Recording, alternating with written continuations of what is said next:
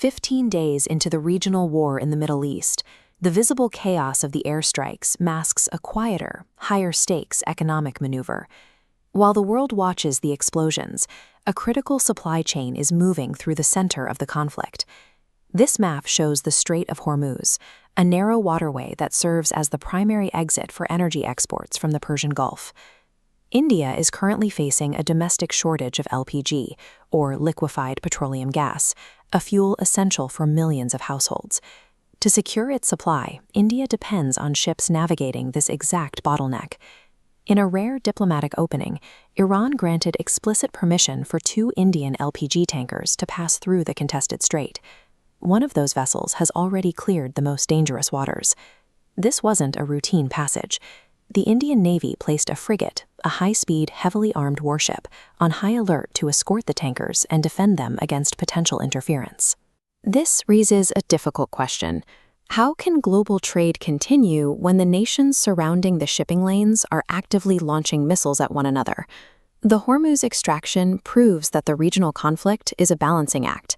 Every strike is weighed against the risk of a total global economic collapse, forcing trade ships to operate within the range of active batteries. The maritime diplomacy hasn't stopped the escalation on land, where the conflict is moving from shadow maneuvers into overt psychological warfare.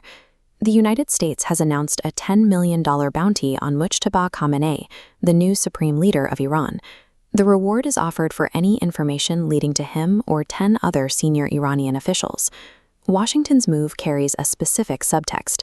It signals that the U.S. intends to target the current Iranian leadership with the same methods used against previous high-ranking commanders. Iran's military responded by releasing footage of its drone cities, vast underground tunnels operated by the IRGC. The IRGC, or Islamic Revolutionary Guard Corps, is the elite branch of Iran's armed forces that controls its most advanced weaponry. By showing these bunkers, Iran is projecting a readiness for a war of attrition. They are signaling to the U.S. and Israel that their strike capabilities are protected deep beneath the earth. Standard diplomacy has been replaced by a cycle of public threats. One side targets leadership through financial bounties, while the other demonstrates its ability to fight from the shadows of concrete bunkers.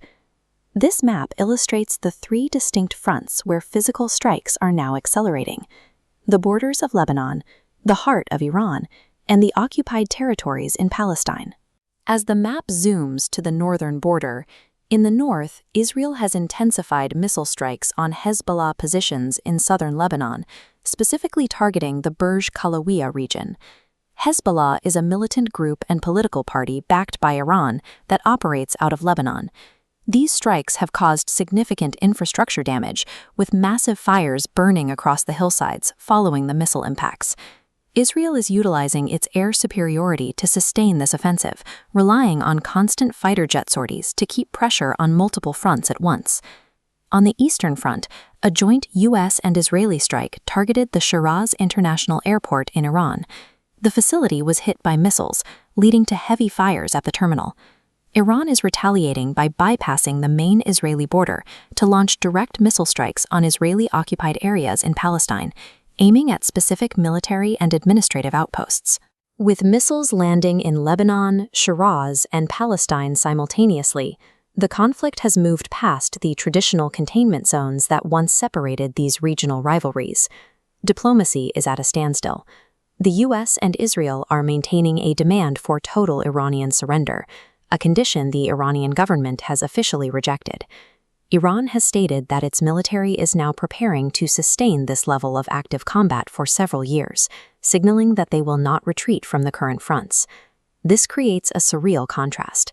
In one theater, missiles are hitting international airports and urban settlements.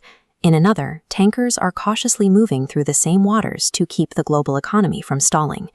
The shift toward public bounties on leaders and strikes on sovereign airports suggests that the era of hidden skirmishes is being challenged. States are now openly targeting one another's core infrastructure. For nations like India, this is the new normal. They must secure their energy lifelines and manage their trade while navigating a geography where the next ship or the next airport is an active military target.